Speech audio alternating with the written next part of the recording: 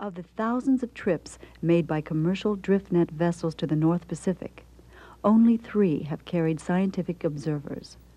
The only observer cruise made during the entire year of 1986 aboard a commercial driftnet vessel also revealed a high incidence of mortalities to marine mammals. In only 1 month, over 70 dolphins and porpoise died in the ship's net. Marine mammals are not the only resource being decimated. In the Pacific Northwest, massive interceptions of salmon and steelhead continue unabated. Large numbers of North American salmon are intercepted on the high seas by driftnet vessels. Vast quantities of fish that would otherwise end up in the freshwater spawning grounds of the United States and Canada, or in the nets of domestic fishermen, are captured and marketed in East Asia. Despite regulations designed to keep the driftnet fleet south of the annual salmon migrations, violations are frequent, and Coast Guard overflights south of the Alaskan mainland regularly document the presence of driftnet vessels well outside their allowable areas for operation. Even the threat of fines that mandate the return to the sea of all salmon caught in drift nets has done little to protect the stocks. In fact, Alaskan seafood processors have received word from their traditional Asian markets that these markets are often flooded with salmon from the red squid fleet. A single Singapore storage facility, contacted in September of 1988, had shipped 7,500 metric tons of North American sockeye, coho, and pink salmon. They freely admitted that this salmon was caught in Alaskan waters, illegally. Data compiled by the Alaskan-based group Seacops over a 2.5-month period in 1988 documented the availability of over 21,000 tons of salmon in East Asian markets, roughly equivalent to some 10 million individual salmon. As this figure probably represents only a fraction of the actual quantity taken by pelagic driftnet vessels, it is entirely possible that some 50,000 tons of salmon are being intercepted annually by the vessels of the driftnet fleet. Further concern stems from the occurrence of large numbers of net-marked salmon found by domestic fishermen. High levels of dropout, or fish which drop out of the net during retrieval, indicate the presence of another factor depleting the salmon stocks. Because the number of fish which escape or drop out of the net may be as high as the number caught, and because many fish are injured and die in the course of being entangled, it is likely that similarly large quantities of salmon that never reach commercial markets are also impacted. Although evidence on the destructive nature of pelagic drift netting was by 1988 uncontestable, the issue was still largely unknown to the public and policymakers. In 1987, a law passed declaring research on the impacts of Asian driftnet fleets a high national priority. Despite this, no observer programs had been approved by the nations in question. And after the experience of Japan's salmon fleet, it seemed apparent that the driftnet fleets felt they had nothing to gain and everything to lose by offering data on catch and kill rates. The organization Earthtrusts decided to launch its own independent observer program to the mid-Pacific to seek out and document the world's largest and presumably most destructive fishing fleet.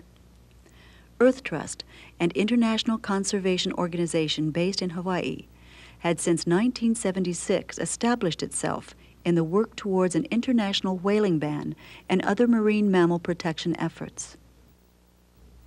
The expedition vessel Sea Dragon, a 38-foot sailboat, would travel north from Hawaii and cross some 1,500 miles of open water before reaching the heart of the fishing grounds.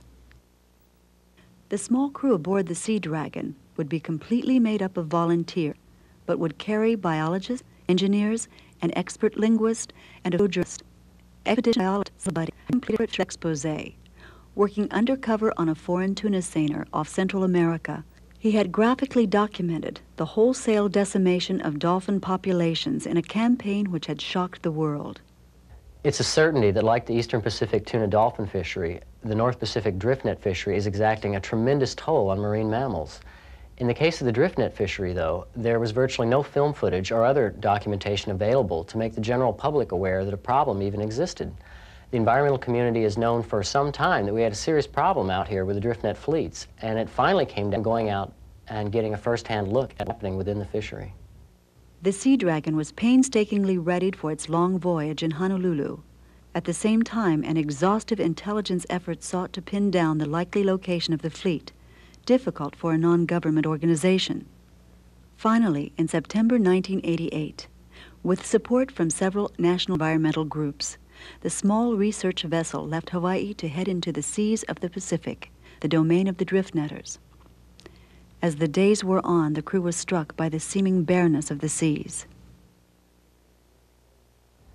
Our ship's engineer had told me how he had noticed a pronounced decline in the abundance of dolphins in the Hawaiian waters during the last 10 years. But I think we all expected, as we headed north away from Hawaii, that we'd be seeing more and more wildlife as we got farther away from civilization. What happened was just the opposite. The first 2 weeks out, following in the wake of the Driftnet fleet, all we saw were some flying fish and a few seabirds. It was very much like traversing a watery desert. On September 15th, 1,500 miles north of Hawaii, Driftnet ships were sighted, with nets deployed. Earthtrusts divers descended for a first-ever undersea look at an actively fished deep-sea driftnet. It was apparent immediately how effective these nets are at entrapping sea life. The first time I brushed up against a driftnet underwater, I was entangled and had to cut myself free.